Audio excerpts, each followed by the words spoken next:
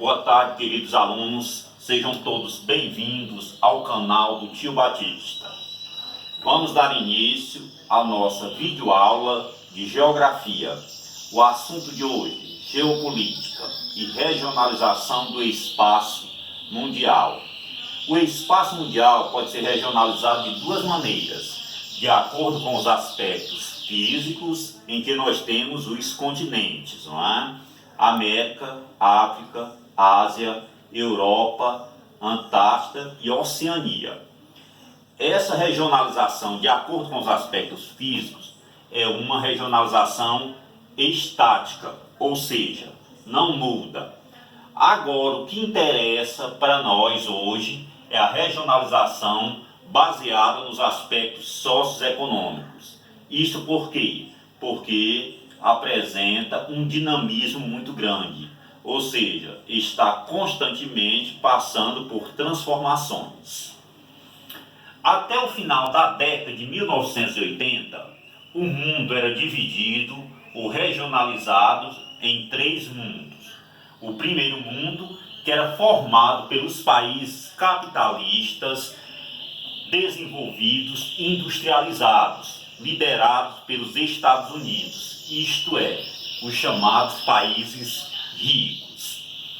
O segundo mundo era formado pelos países socialistas, liderados pela União Soviética. E o terceiro mundo, que era formado pelos países capitalistas, subdesenvolvidos, não industrializados ou em processo de industrialização. Esta regionalização prevaleceu até o final da década de 1980. Em 1980, quem sustentava o segundo mundo era a União Soviética. Então, nesse período, a União Soviética passou pelo processo de desintegração. Ou seja, os países que formavam a União Soviética se desmembraram e o socialismo entrou em decadência. Com o socialismo entrando em decadência, o segundo mundo foi deixando de existir. Então não fazia mais sentido uma divisão em três mundos se não tinha mais o segundo mundo. Era a mesma coisa de você ir participar de um campeonato de futebol, ter o primeiro colocado, ter o terceiro colocado e não existir o segundo colocado. Daí então passou a ser utilizado uma nova regionalização, ou seja, a regionalização em países do norte e países do sul. Mas o que são os países do norte? Os países do norte são os países desenvolvidos, ricos e industrializados. Portanto, todos os países do primeiro mundo passaram para o norte. Já o segundo mundo são os países subdesenvolvidos, não industrializados ou em processo de industrialização. Lembrando que muitos países integram esse segundo mundo. Então, existia uma diferença muito grande entre os países industrializados e os não industrializados. Daí passou-se a utilizar também o termo emergente para designar os países que fazem parte do sul e que são subdesenvolvidos, porém já são industrializados, como é o caso do Brasil, do México, da Argentina, da Índia, da Coreia do Sul, da China, que são países que já têm um elevado desenvolvimento industrial, mas que, no entanto, ainda fazem parte do grupo de países do Sul. Voltando aqui à questão do segundo mundo. Com a desintegração da União Soviética, os países que formavam o segundo mundo passaram e que formavam a União Soviética, passaram a formar a CEI, que é a Comunidade dos Estados Independentes, formada pelos países que antes integravam a União Soviética.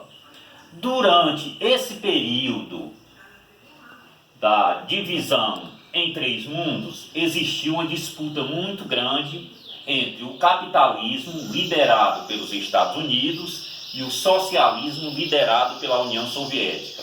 Esse período ficou conhecido como a chamada Guerra Fria. Mas por que essa denominação de Guerra Fria? Porque nunca existiu o conflito armado entre as duas superpotências.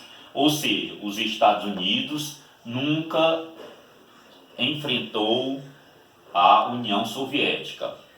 A disputa era apenas por ideia.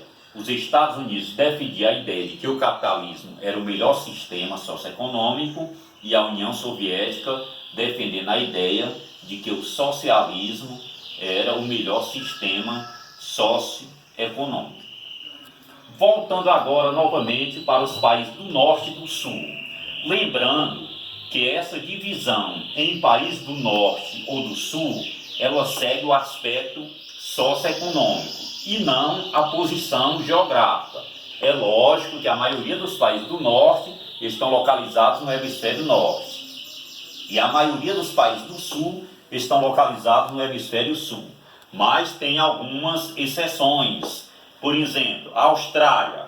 A Austrália é um país desenvolvido, rico e industrializado. Se você observar no mapa, a Austrália está localizada abaixo da linha do Equador. Portanto, a localização da Austrália geograficamente é no sul, mas socioeconomicamente, por ser um país rico e industrializado, é um país do norte. O México, se você observar no mapa, o México está localizado acima da linha do Equador. Portanto, geograficamente, o México está localizado no norte, mas socioeconomicamente, o México é um país subdesenvolvido. Portanto, o México faz parte socioeconomicamente do grupo de países do Sul.